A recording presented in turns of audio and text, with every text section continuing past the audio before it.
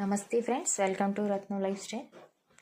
ముందుగా ఈరోజు కొబ్బరికాయతో స్వీటు కొబ్బరి ఉండలు ఎలా చేయాలో చూద్దాం.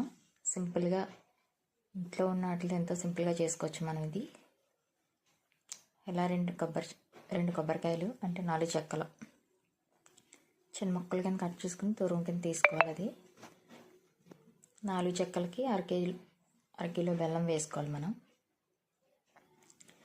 ఇలా చితగొట్టుకుని బెల్లం దాంట్లో వేసేసుకుని ఒక గ్లాస్ వాటర్ పోసుకుంటే, పాకానికి ఒక గ్లాస్ వాటర్ పోసుకుంటే సరిపోతుంది. అరకిలో బెల్లాన్ని వేసేసుకుని ఒక గ్లాస్ వాటర్ పోసుకుని బాగా కరగనివ్వాలి. కొబ్బరికాయలని చిన్న ముక్కల కింద కట్ చేసేసుకుని మనం మిక్సీ పట్టుకోవాలి. కూరలాగా పాకం కరిగి రెడీ అయ్యే లోపల కొబ్బరి కూరని రెడీ చేసుకుని పక్కన పెట్టుకుందాం. మనం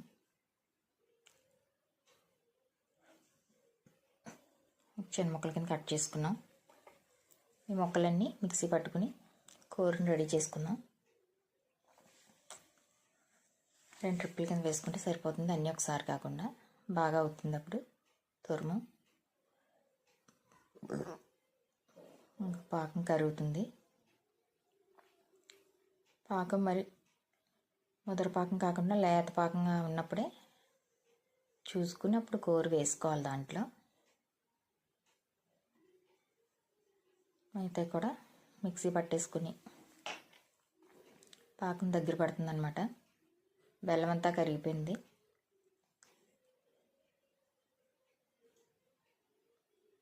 పాకం రెడీ అయిపోయింది. మనం కొబ్బరికాయ ముక్కలు మిక్సీ పట్టుకున్న దాంట్లోనే 2 యాలక్కాయలు కూడా వేసుకుని మిక్సీ పట్టేసుకోవాలి.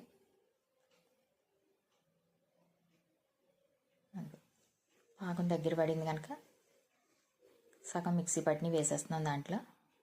కొబ్బరి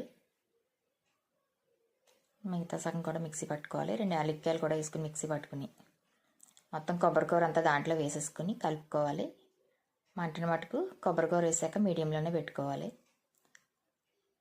అలా దగ్గరికి అయ్యేదాకా ఉంచుకుని ఉండలు చుట్టేసుకుంటే ఎంతో టేస్టీగా రుచిగా ఉండే కొబ్బరి ఉండలు రెడీ అయిపోతే ఫ్రెండ్స్, మనం సింపుల్గా చేసుకోవచ్చు. మన కొబ్బరి చెక్కలు ఇంట్లో ఎప్పుడు ఉంటాయి కనుక మనకి అప్పటికప్పుడు పిల్లలు కావాలంటే స్వీట్గా రెడీ చేసుకోవచ్చు. మనకి ఒక పావు గంటలో రెడీ చేసుకోవచ్చు. మన అన్నీ రెడీగా ఉంటే. ఇలా బాగా దగ్గరగా అయిపోయిన తర్వాత చూసుకోవాలి. పట్టుకుని కొంచెం మనకి జిగురుగా అనిపించి ఇలా ఉంటే దించేసుకుని మనకు కావాల్సిన సైజులో